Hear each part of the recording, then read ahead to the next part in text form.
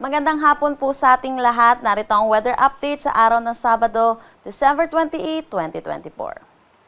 So currently, kung makikita po natin sa satellite imagery po natin, meron tayong tatlong weather system na nakakaapekto dito sa ating bansa at ito pong tatlong weather system ay nagdadala po ng mga pag-ulan. Unahin na po natin ang shear line. Ito po yung salubungan ng mainit at malamig na hangin. Dahil po dito sa shear line, asahan po natin makakaranas ng maulap na papawirin na may mga kalat-kalat na pag-ulan dito sa may Metro Manila, Calabarzon, pati na rin dito sa may Aurora.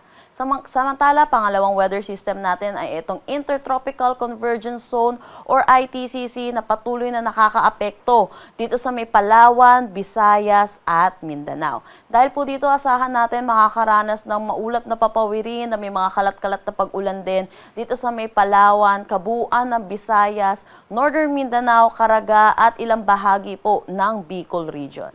Northeast monsoon po natin or yung hanging amihan ay patuloy naman pong umiiral dito sa malaking bahagi pa rin ng Northern Luzon. Kaya asahan po natin makakaranas pa rin po ng maulap na papawirin na may mga pag-ulan dito po sa Cordillera Administrative Region at Cagayan Valley.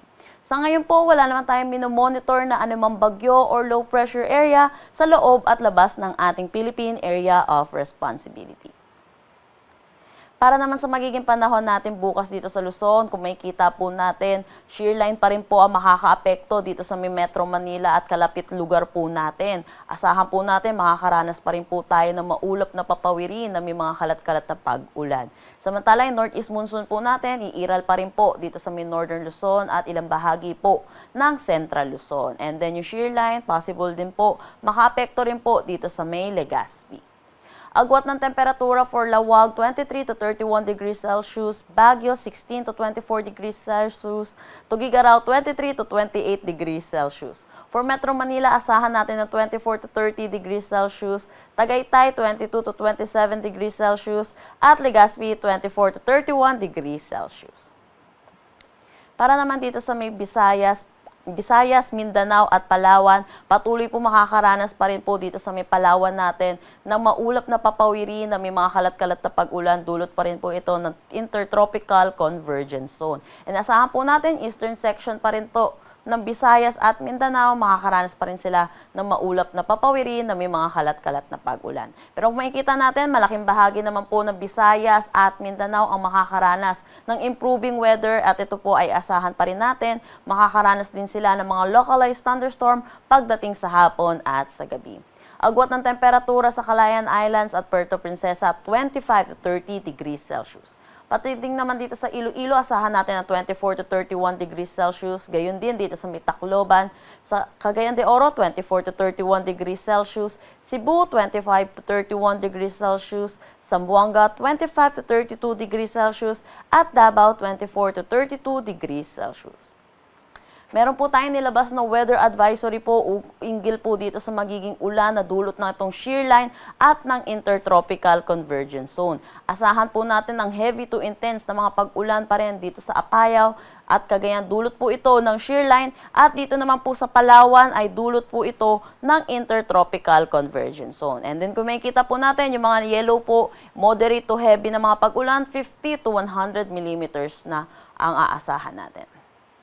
Nakikita po natin, by tomorrow afternoon to Monday afternoon, mababawasan na po yung lugar po natin na maaapektuhan po nitong mga weather system natin. At kaya pero kung makikita pa rin po natin, may mga pag-ulan pa rin po tayo maitatala. Dito po sa Cagayan at Isabela, asahan po natin dahil sa pagtaas po ng axis nitong shear line ay makakaranas sila ng heavy to intense na mga pag-ulan. And then yung mga yellow po natin, moderate to heavy.